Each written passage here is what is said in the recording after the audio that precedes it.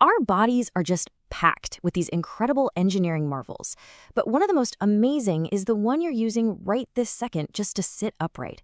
Today, we're going to dive into the spine. And trust me, it's way more than just a stack of bones. It's a dynamic masterpiece of natural design. Go ahead, you can try it right now. Just run your hand down the center of your back. You feel that? That series of bumps, one after the other. So what is that you're feeling? Well, you're literally tapping on the surface of something extraordinary. Yeah, those little bumps are really just the tip of the iceberg. They're the outside sign of a structure that solves a huge engineering puzzle. How do you build something that's super strong, but also really flexible? And on top of all that, has to protect something, well, something precious. Okay, so if we want to understand the whole tower, we've got to start with a single brick.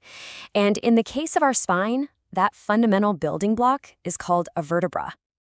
And this bone, the vertebra, it's the master blueprint for the whole thing.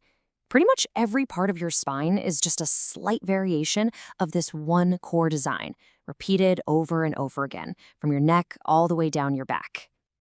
Now, what's so cool about this blueprint is that each vertebra is made of two different kinds of bone. On the outside, you've got this super dense cortical bone. Think of it like a hard protective shell. But on the inside, it's cancellous bone, which is much lighter, almost like a honeycomb. It's this brilliant design that makes it super strong, but not crazy heavy. Okay, so each vertebra has a few key parts, but let's just focus on the big ones.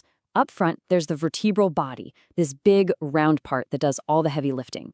In the back, you have this bony ring, the vertebral arch, that forms a little tunnel. And that pointy bit sticking out, the spinous process, yep, that's the actual bump you feel on your back.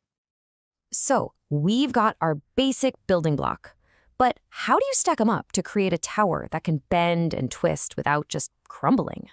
Well, the secret isn't in the blocks themselves. It's in what goes between them. The intervertebral disc. Between every pair of these bony vertebrae sits one of these guys. Think of it like the spine's own personal shock absorber, and it's the absolute key to flexibility. It has to be tough enough to handle all that pressure, but also squishy enough to let you bend over. And I love this description because it's so perfect. The disc is basically a biological jelly donut. The inside part, the nucleus pulposus, is this gel-like center that soaks up all the compression, and it's held in place by the annulus fibrosus, a bunch of crisscrossing layers that are arranged just like the tough plies on a car tire to keep it from bursting. So here's the really clever part. At every single level, the spine creates what's called a three-joint complex. You've got that big disc joint in the front taking all the weight, and then you have two small gliding joints in the back called facet joints. This whole setup creates a tripod, and that tripod is the secret to the spine's amazing combo of strength and stability. We've seen how the spine is strong and how it's flexible. But, we haven't even touched on its most important job. This entire tower, this whole structure, is built around one central purpose: to protect its cargo. So think back to that blueprint, that vertebra. Remember the bony arch in the back? Well, when you stack all those vertebrae up, those arches line up perfectly, creating this long, protected tunnel that runs the entire length of the spine. So why? Why would this amazing tower of bone be hollow? Because that tunnel, it's a fortress. It's built to house the most critical communication line in your entire body. It's protecting the spinal cord. This is your body's information superhighway, a bundle of nerves about 40 to 50 centimeters long that carries every single signal from your brain to your body and back again. It's super delicate, absolutely vital, and the spine's #1 top priority job is to keep it safe, period. All right, so the basic blueprint for a vertebra is the same, but here's where it gets really smart. It's cleverly customized in different parts of the spine to do very different jobs. Let's take a quick tour, starting from the top.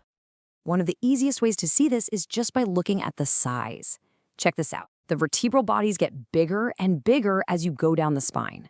The lowest lumbar vertebra, L5, has to support way more weight, so its body is about 3 times bigger than the C3 vertebra way up in your neck. It just makes sense, right? It's perfectly scaled for the job. First up, your neck, the cervical spine. This whole section is all about mobility. It has to hold up your head while letting you look all over the place. And the top 2 vertebrae, the atlas and the axis, are totally unique. They form this special pivot joint that literally lets you nod yes and shake your head no. Pretty cool. Then we move down to the thoracic spine. That's your mid-back. And its job is pretty much the opposite of the neck. It's all about stability. This section is way more rigid because it's the anchor point for your rib cage, creating that protective cage for your heart and lungs. It's the stable foundation. And finally, we get to the powerhouse, the lumbar spine, your lower back. This is the heavy lifter of the group. It has the 5 biggest, strongest vertebrae because it has to carry the weight of your entire upper body. It's pure power engineering.